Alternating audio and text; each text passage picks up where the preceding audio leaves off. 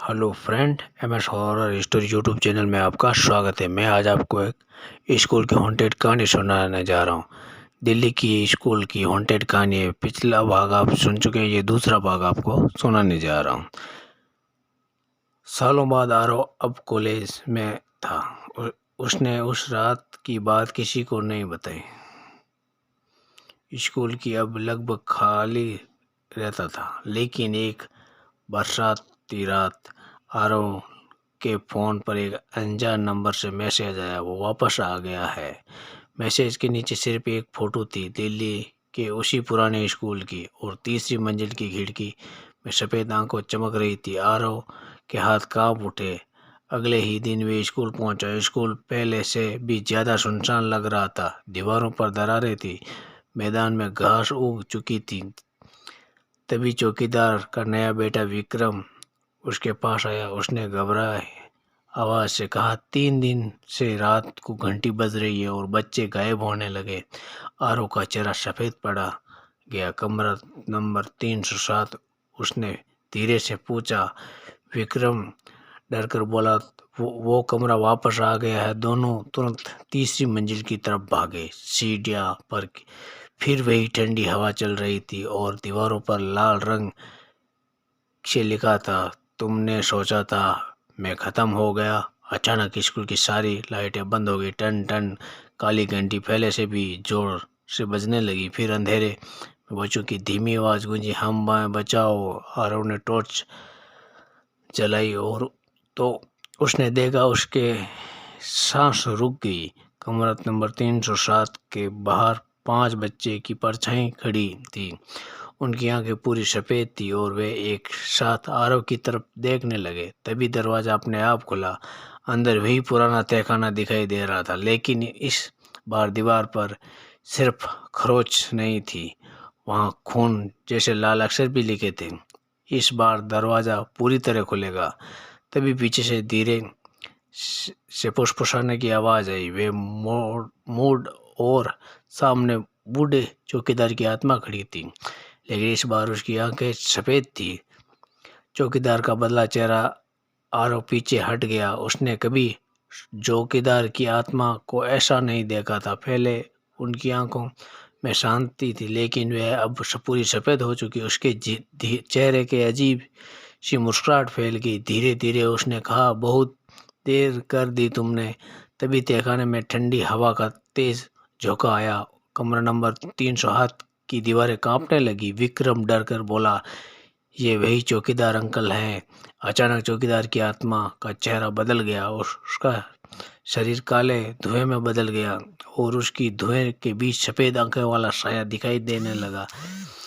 उसे साया ने चौकीदार की आत्मा को अभी कब्जे में कर लिया। तभी पांचों बच्चे परछाई धीरे धीरे हवा में उठने लगी। उनके मुंह के एक साथ आवाज़ निकली, दरवाज़ा खोल दो। पूरा स्कूल जोर जोर से हिल उठा। तहखाने के अंदर एक बहुत बड़ा काला दरवाज़ा दिखाई दे रहा था, जिस पर लोहे की जंजीर लगी थी, लेकिन जंजीर टूट रही थी। खट खट खट खट।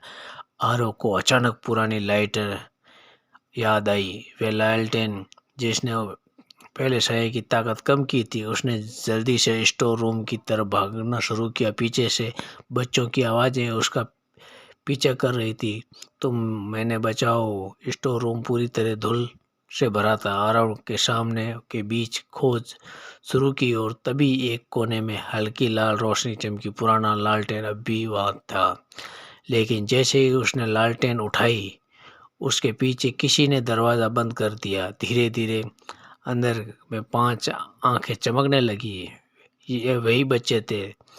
अब उनके चेहरे इंसानों जैसे रहे थे।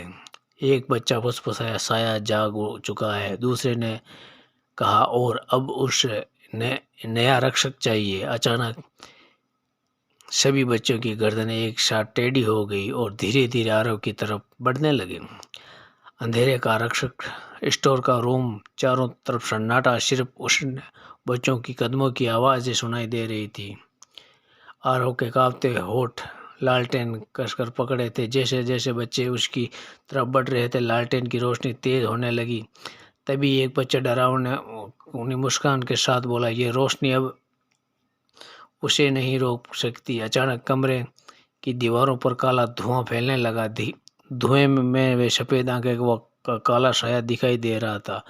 उसकी भारी आवाज़ पूरे कमरे में गूंज रही, हर बार कोई न कोई एक मुझे बांध देता है, लेकिन इस बार मुझे उसकी भारी आवाज़ पूरे कमरे में गूंज रही है। इस बार मुझे बांध देते, लेकिन इस बार मुझे एक रक्षक मिल चुका था। इतना सुनते ही विक्रम अचानक चिल्लाया। उसकी आंखें धीरे धीरे सफ़ेद होने लगी। आरव घबरा गया। विक्रम, अपनी आंखें बंद करो। लेकिन देर हो चुकी थी। विक्रम जैसे किसी का नियंत्रण में हो चुका था।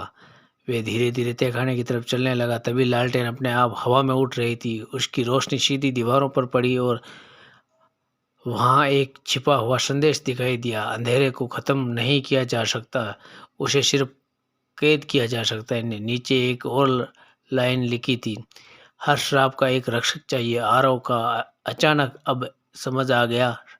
सालों पहले बूढ़े चौकीदार ने अपनी जान देकर उसके साया को बांधा था। अब साया नया रक्षक ढूंढ रहा है और उसने विक्रम को चुन लिया था।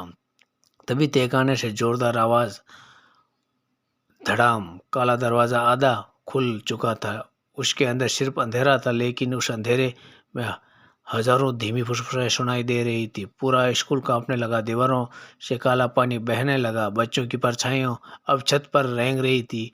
तभी विक्रम ने धीरे धीरे अपने सिर घुमाया। उसकी आवाज़ अब इंसानी नहीं थी। दरवाज़ा खुलने वाला है। आरव समझ गया, उसकी दरवाजे पूरी तरह खुल गया तो वे साया सिर्फ स्कूल तक सीमित रहेगा, वे पूरे शहर में फैल जाएगा। आरव ने लालटेन उठाई और आखिर बार तहखाने की ओर कदम बढ़ाए। तहखाने का काला दरवाज़ा अब लगभग खुल चुका था। इसके अंदर में ठंडी हवा नहीं, बल्कि अजीब सी फुसफुसाहट रही।